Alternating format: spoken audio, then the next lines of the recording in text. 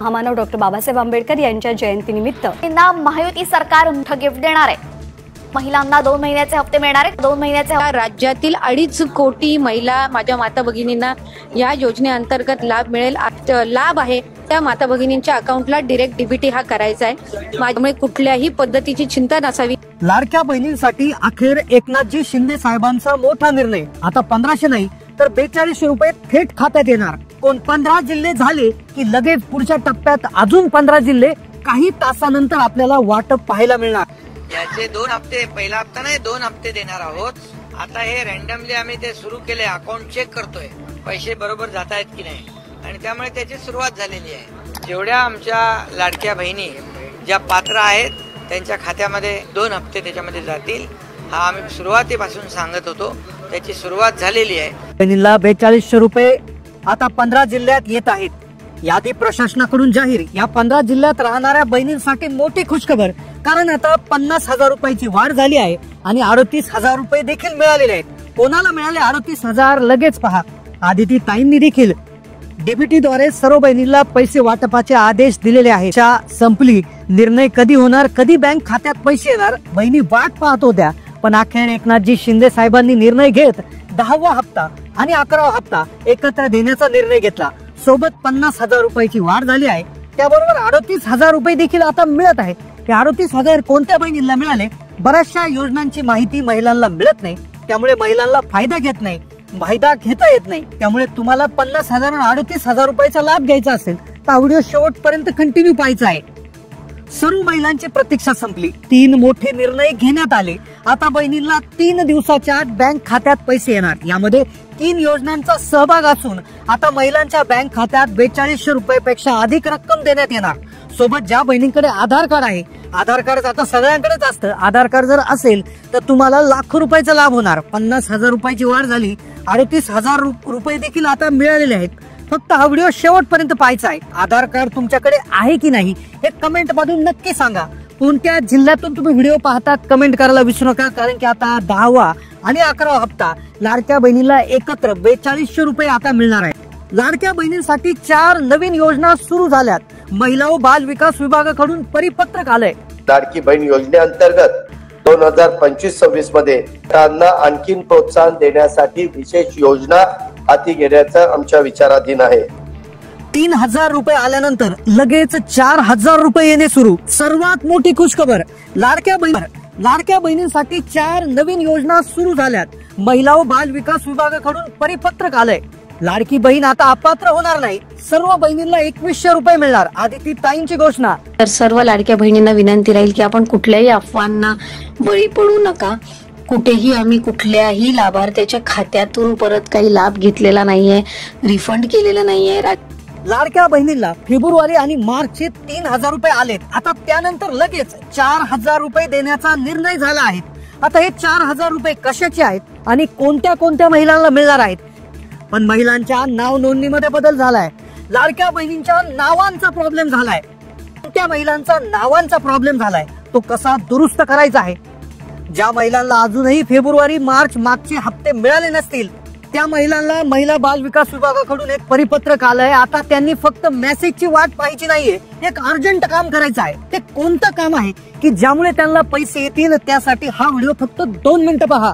कोणत्या खात्यात महिलांना हे 4000 रुपये मिळणार आहेत त्या संदर्भात सविस्तर अपडेट आता आपण जाणून घेणार आहोत। व्हिडिओमध्ये लाडक्या बहिणींसाठी अतिशय महत्त्वाच्या 4 बातम्या असणार आहेत। पहिल्यांदा आपण पाहणार आहोत बहिणींसाठी 4 कोणत्या नव्या सरकारी योजना सुरू झाल्यात। दुसऱ्यांदा आपण पाहू 4000 रुपये कोणत्या महिलांना मिळणार, कशाचे मिळणार। महिलांच्या नावांचा प्रॉब्लेम झालाय। विवाहित महिला असेल, लग्न झालेली बहीण असेल तर त्याच्या नाव नोंदणीमध्ये प्रॉब्लेम झालाय, तो कसा क्लिअर करायचा। आणि शेवटी आपण ज्या महिलांना फेब्रुवारी आणि मार्चचा हप्ता मिळाला नाही त्यांनी नेमकं काय करायचं आहे। महिला बाल विकास विभागाने काय सूचना केलेली आहे संपूर्ण सविस्तर पाहणार आहोत।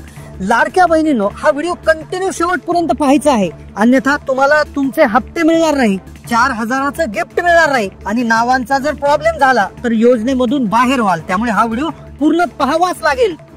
लाडक्या बहिणींनी खूप प्रतीक्षा केली। फेब्रुवारीचा हप्ता जमा होत नव्हता, तो मार्च मध्ये झाला आणि त्यानंतर 4 दिवसाच्या आतच मार्चचा हप्ता देखील महिन्याच्या सुरुवातीला जमा करण्यात आलेला आहे। एकदम 3000 रुपये आलेत। आता 4000 रुपये अजून येणार आहेत।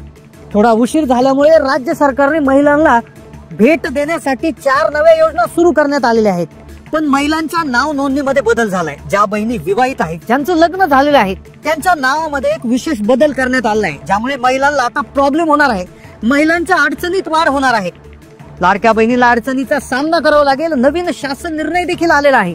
आता ज्या बहिणींचं लग्न झालंय आणि ज्या महिला लाडकी बहीण योजनेचा लाभ घेत आहे, त्यांच्या नाव नोंदणी संदर्भात एक GR आलाय. आता काय अडचण त्यामुळे होणार आहे, त्यावर उपाय काय आहे, त्याच्याविषयी देखील अपडेट आपण समजून घेणार आहोत.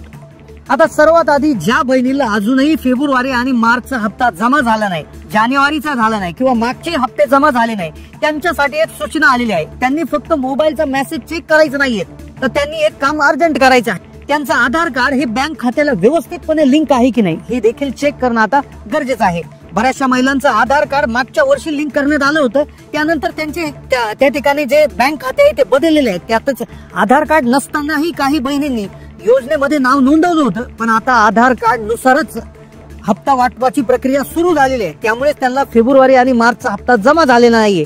त्यामुळेच आता आधार लिंकिंग प्रॉपर आहे की नाही ते आता तुम्हाला चेक करून घ्यावं लागणार. ते कसं चेक करायचं 2 मिनिटाच्या पुढे सांगणार आहे. पण आता ज्या महिलांचं नाव नोंदणी आहे, ज्या महिलांच्या नावामध्ये प्रॉब्लेम झालाय, त्या संदर्भातली अतिशय महत्वाची अपडेट आपण समजून घेतोय. पण त्याआधी 4 योजना कोणत्या सुरू झाल्यात, कोणत्या 4 योजना सुरू झाल्यात, त्या अंतर्गत कसे 4,000 रुपये भेटणार आहे, कोणत्या महिलांनाही 4,000 रुपये मिळणार आहे, याविषयीची माहिती आपण घेऊयात. त्यानंतर नावाच्या संदर्भातली अपडेट आपण समजून घेतोय. 4 योजना, ज्यामध्ये एक राज्य सरकार तसेच केंद्र सरकारच्या माध्यमातून चालवण्यात येणारी एक योजना आहे, जिचं नाव आहे सुकन्या समृद्धी योजना. या योजनेअंतर्गत महिलांना जर मुलगी असेल तर त्या मुलीच्या नावे गुंतवणूक केली जाऊ शकते आणि ज्या अंतर्गत 8.2% जो व्याज आहे ते व्याजवर त्यावर मिळतं. सोबत त्यावर इन्कम टॅक्सच्या सेक्शन 80C अंतर्गत टॅक्स मध्ये सूट मिळते. हे पैसे तब्बल 15 वर्षासाठी जमा राहतात आणि ज्यामध्ये तुम्ही कमीत कमी 250 रुपये गुंतवणूक करून ही योजना सुरू करू शकतात आणि ज्या अंतर्गत मुलीच्या लग्नासाठी आणि शिक्षणासाठी ही गुंतवणूक केली जाऊ शकते. आता यानंतर जी योजना आहे की जिच्या मार्फत 4,000 रुपये महिलांना मिळू शकतात. आता एक 4,000 रुपये कोणत्या महिलांना मिळणार, त्यासाठी काय कागदपत्र लागतात, काय विशेष यासाठी सूचना आहे ती एकदा जाणून घेऊया. नंतर नावाच्या बाबतीत काय प्रॉब्लेम झालाय, नावाच्या बाबतीत काय अडचणींचा सामना महिलांना करावा लागेल ती माहिती. आता पहा, 14 जिल्हे आहेत, महाराष्ट्रातील 14 जिल्हे आहेत. तर त्या अंतर्गत केशरी रेशन कार्ड धारक जर तुमच्याकडे असेल तर तुम्हाला 4,000 रुपये मिळणार आहेत. आता हे कसे मिळतील, कोणत्या 14 जिल्ह्यात मिळतील, आता याची माहिती आपण घेतोय. आता पहा, जिल्ह्यांची यादी सर्वप्रथम सांगतोय. औरंगाबाद म्हणजे आत्ताचं छत्रपती संभाजीनगर, जालना, नांदेड, बीड, उस्मानाबाद, परभणी, लातूर, हिंगोली, अमरावती, वाशिम, अकोला, बुलढाणा, यवतमाळ आणि वर्धा. 14 जिल्हे आहेत. या 14 जिल्ह्यामध्ये केशरी रेशन कार्ड धारक कुटुंबाला रेशन कार्डवर पैसे आता मिळणार आहे. हे 4,000 रुपये मिळण्याची ही जी योजना आहे, तर या योजनेची सुरुवात जानेवारी 2023 मध्ये झाली होती, ज्या अंतर्गत 14 जिल्ह्यामध्ये केशरी रेशन कार्ड धारकांना अन्नधान्याऐवजी प्रति लाभार्थी 150 रुपये देण्यात येणार होते. आता जी रक्कम 2025 मध्ये वाढवण्यात आलेली आहे, जी रक्कम आता प्रति लाभार्थी 170 रुपये करण्यात आली आहे. या योजनेअंतर्गत रोख रक्कम ही कुटुंबांच्या आधार कार्डशी संलग्न बँक खात्यामध्ये जमा करण्यात येते. आता याच्या माध्यमातून 4,000 कसे मिळणार, तर लक्षपूर्वक ऐका. केशरी रेशन कार्ड धारक म्हणजेच APL रेशन कार्ड धारक किंवा दारिद्र्य रेषेखालील लाभार्थ्यांसाठी हा निर्णय लागू राहणार आहे. याच्या अंतर्गत 14 जे जिल्हे सांगितले तर त्यांना आता पैसे मिळणार आहेत. आता लक्षपूर्वक ऐकायचं आहे, हे याच्यासाठीचं जे पात्रता असणार आहे ती म्हणजे तुमच्याकडे केशरी रेशन कार्ड धारक असणं गरजेचं आहे. दुसरं म्हणजे तुमच्या घरामधील जी महिला आहे तर ती महिला कुटुंब प्रमुख असणं गरजेचं आहे. महिला ज्या रेशन कार्डवर महिला कुटुंब प्रमुख आहे तर त्याच महिलेच्या आधार कार्डशी संलग्न बँक खात्यावर हे पैसे जमा होणार आहेत. 14 जिल्हे आधी सांगितले आहे. तर 4,000 कसे मिळणार, तर उदाहरणार्थ तुमच्या घरामध्ये जर 2 सदस्य असतील तर 170 आणि 170 असे प्रति महिना जवळपास तुम्हाला 340 रुपये मिळतील आणि वर्षाला जवळपास 4,080 रुपये मिळतील. तर अशा प्रकारे हा 4,000 रुपयाचा वेगळा लाभ तुम्हाला मिळणार आहे. पण यासाठी हे जे 14 शेतकरी आत्महत्याग्रस्त जिल्हे आहेत त्या जिल्ह्यात तुम्ही राहायला असायला पाहिजे, तुमच्याकडे केशरी रेशन कार्ड असायला पाहिजे आणि तुमची जी रेशन कार्डवर जी कुटुंब प्रमुख म्हणून महिला असायला पाहिजे. तर ह्या 3-4 गोष्टी याच्यामध्ये असणार आहे. आता नावांचा प्रॉब्लेम काय झालाय, लाडकी बहीण योजनेच्या संदर्भातील एक नावांची अपडेट आणि नावांचा प्रॉब्लेम झालाय. तर ते कोणत्या नावांचा प्रॉब्लेम झालाय, एक विशेष गोंधळ तयार झाला आहे. तर त्यामध्ये काय करण्यात आलं आहे, जे काय डॉक्युमेंट आता इथून पुढे निघतील, जे काय डॉक्युमेंट असतील, उत्पन्नाचा दाखला, रेशन म्हणजे कुठलेही डॉक्युमेंट असू द्या, ज्याच्यामध्ये आता वडिलांच्या नावाबरोबर आईचंही नाव लिहिणं आता बंधनकारक करण्यात येणार आहे. म्हणजे बघा, प्रत्येक व्यक्तीला आता पूर्वी मुलीचं नाव, त्यानंतर तिच्या वडिलाचं नाव आणि आडनाव, अशा 3 शब्दांचं, त्या 3 अक्षरांचं एक नाव त्या ठिकाणी असायचं. पण आता ज्यामध्ये अपत्याच्या नावानंतर आईचं नाव आणि आईच्या नावानंतर वडिलांचं आणि नंतर आडनाव, तर असं कंपल्सरी करण्यात येणार आहे. आता याच्यामध्ये मुलांचं जर, पुरुषाचं जर असेल तर पुरुषाचा फारसा प्रॉब्लेम होणार नाही, पण महिलांचा यामध्ये प्रॉब्लेम होणार आहे. आता जी महिला आहे, जी अविवाहित आहे, तर त्यावेळेस ती तिच्या आईचं वडिलांचं नाव लावून आडनाव लावू शकते. पण ज्यावेळेस तिचा विवाह होतो तर त्यावेळेस तिच्या वडिलांच्या नावाच्या जागी तिच्या पतीचं नाव त्या ठिकाणी येत असतं आणि तिचं आडनाव देखील बदलत असतं. मग यामध्ये गोंधळ असा निर्माण झालाय की ज्यावेळेस लग्न होईल तर त्यावेळेस मग आईचं नाव आणि नंतर पतीचं नाव आणि नंतर आडनाव, तर हा फार मोठा गोंधळ याच्यामध्ये होऊ शकतो. मग नेमकं कसं करायचं आहे विवाहित महिलांच्या बाबतीत, तर या बद्दल आमदार सना मलिक आहेत, यांनी विधानसभेत प्रश्न निर्माण केलाय की महिलांसमोर यामुळे अडचणी वाढतील. आता महिलांनी नेमकं कोणतं नाव लावायचं, लग्न आधीच्या वडिलांचं आईचं नाव लावायचं की फक्त पतीचं नाव लावायचं की काय लावायचं, या संदर्भात मोठा गोंधळ उडालाय. तर या संदर्भात नक्कीच सरकार यावर निर्णय घेणार आहे. या संदर्भात एखादा GR देखील लवकरात लवकर येऊ शकतो, ज्यामुळे कागदपत्रामध्ये सुसंगती राखणं हे शक्य होणार आहे, कुठल्याही प्रकारच्या अडचणी येणार आहे. त्यामुळे नक्कीच शासन लवकर यावर स्पष्ट भूमिका मांडेल आणि लवकरच यावर देखील निर्णय होणार आहेत. या मुद्द्याचं गांभीर्य लक्षात घेऊन उपमुख्यमंत्री अजित पवार यांनी देखील शासन निर्णय जारी करण्याचं आश्वासन दिलेलं आहे. तर त्यामुळे नक्कीच ज्या विवाहित महिला आहेत तर त्यांनी आईचं, पतीचं की पतीचं वडिलांचं, म्हणजे कुठल्या प्रकारे नावांची जी विशेषतः जो बदल त्यांना करावा लागणार आहे ते त्या संदर्भात पुढील अपडेट येतील.